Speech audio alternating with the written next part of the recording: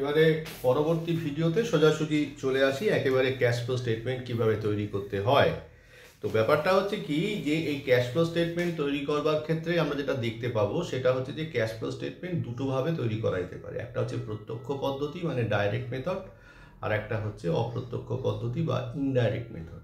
তো এই আমরা ইনডাইরেক্ট মেথডটাই ফলো করি, সেখানেই আর কি অ্যাকাউন্টিং স্ট্যান্ডার্ড 3টাকে খুব বেশি করে আমরা প্রয়োগ করতে পারবো। তো কথা হচ্ছে কি যে আমরা বললাম যে ক্যাশ ফ্লো স্টেটমেন্ট তৈরি করতে গেলে আমরা 3টে অ্যাক্টিভিটিসের সন্ধান পাবো। কি কি? একটা হচ্ছে অপারেটিং অ্যাক্টিভিটিস, নাম্বার 2 হচ্ছে ইনভেস্টিং অ্যাক্টিভিটিস, আর নাম্বার 3 হচ্ছে ফিনান্সিং অ্যাক্টিভিটিস।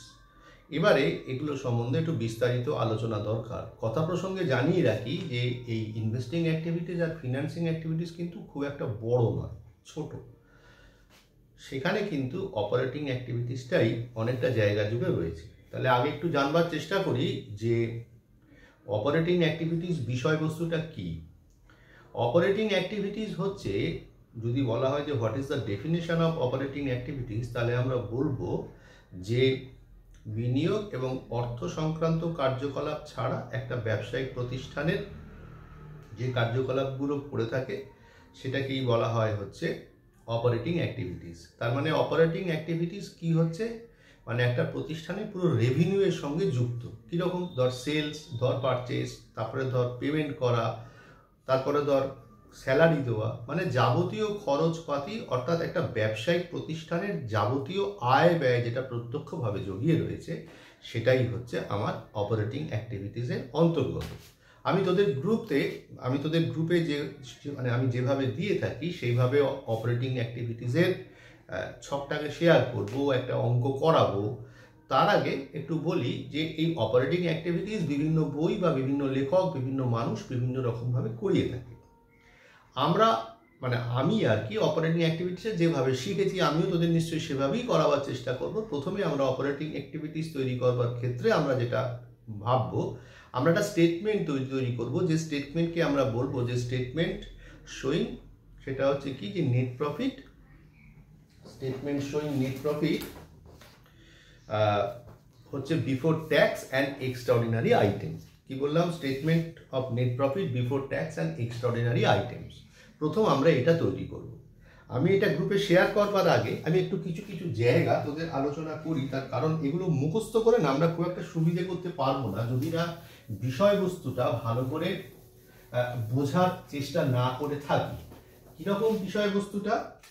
ধর আমরা একটা ছক টানলাম, ছক মিনস একটা স্টেটমেন্টের ছক। তো স্টেটমেন্টের ছকে এখানে লিখলাম পার্টিকুলার্স, ডিটেলস রুপিস, তারপরে লিখলাম অ্যামাউন্ট রুপিস। প্রথমেই লিখব closing surplus. Closing surplus, closing surplus মানে প্রফিট অ্যান্ড লস যে আছে তার ক্লোজিং অ্যামাউন্টটা একটা দেয়া থাকবে অঙ্কের মধ্যে, সেটা এখানে ফার্স্ট লিখব। তারপরে এখান থেকে লেস করব ওপেনিং সারপ্লাস।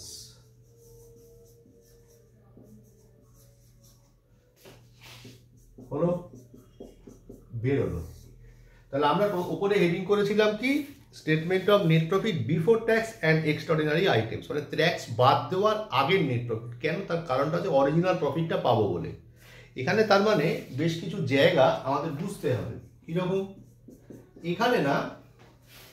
এখানে সেই জিনিসগুলো অ্যাড করব, যেমন ধর বিভিন্ন রিজার্ভে আমরা কি করি, টাকা পাঠাই। তারপরে ধর ট্যাক্স, আগামী বছরে ট্যাক্স দেওয়ার জন্য প্রভিশন তৈরি করি।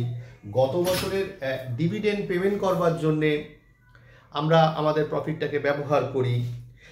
ইন্টিরিম ডিভিডেন্ড মানে কি? অন্তর্বর্তীকালীন লভ্যাংশ। অন্তর্বর্তীকালীন লভ্যাংশ কাকে বলা হয়? এমনি তো একটা প্রতিষ্ঠান ডিভিডেন্ড দেয়, এবার একটা প্রতিষ্ঠান যদি খুব মোটা টাকার প্রফিট করে তখন শেয়ার হোল্ডারদের খুশি করবার জন্য তারা কি করে, একটা মোটামুটি রাফ হিসেব করে ওই যে ডিভিডেন্ড বছরে দেয়া হয় ওই স্প্যানের ভেতরে আবার মধ্যবর্তী কোনো একটা সময় ডিভিডেন্ড দিয়ে থাকে, তাকেই বলা হয় ইন্টিরিম ডিভিডেন্ড।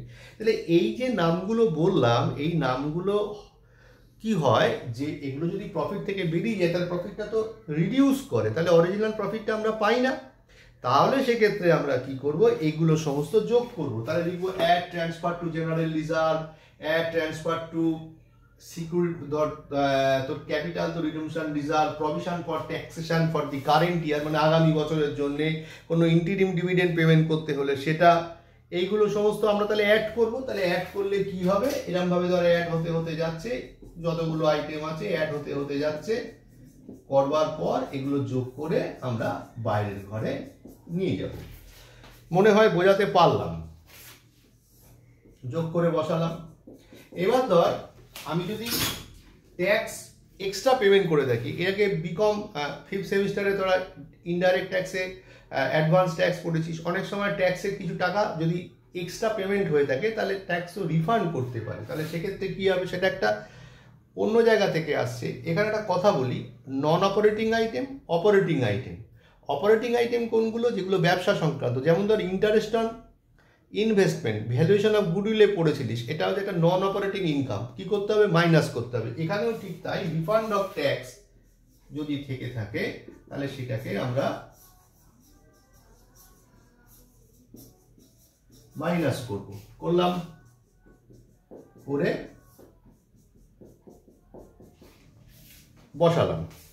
এবারে কি করব, একটা অ্যাডজাস্টমেন্ট তৈরি করব, অ্যাডজাস্টমেন্ট ফর এক্সট্রাঅর্ডিনারি আইটেম। যদি কোনো মানে এক্সট্রাঅর্ডিনারি লস হয়ে থাকে সেটাকে অ্যাড করব, আর যদি কোনো এক্সট্রাঅর্ডিনারি গেইন থাকে সেটাকে লেস করব, করে বেরোবে net profit before tax and extraordinary item. এবার একটু জানান দেওয়ার চেষ্টা করি, নেট প্রফিট কি বলে, এক্সট্রাঅর্ডিনারি আইটেমের মধ্যে কি বললাম, যে যদি কোনো এক্সট্রাঅর্ডিনারি আইটেমে যদি গেইন হয়ে থাকে, যেমন ধর কোনো ইন্স্যুরেন্স কোম্পানি থেকে টাকা পেলাম, কোনো ব্যাড ডেট রিকভারি হলো, তাহলে এগুলো কি হচ্ছে, হঠাৎ পড়ে পাওয়া 14 আনা প্রফিটটা বাড়িয়ে দিয়েছে, লেস করতে হবে, ঠিক আছে। আর ধর আগুনে কোনো কিছু পুড়ে গেছে, মানে তো ডিস্ট্রয়েড হয়ে গেছে, এটাও তো হঠাৎ, তাহলে হঠাৎ করে প্রফিটটা ডাউন হয়ে গেছে, অ্যাড করতে হবে, করে আমার বেরোবে net profit before tax and extraordinary item. এইটা হচ্ছে প্রথম ছক।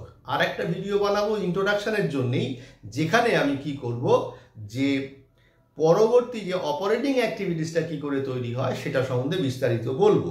আপাতত এইটুকুই এই ভিডিওটা, আর এর পরেই আমি এই ছকটা তোদের গ্রুপে শেয়ার করব।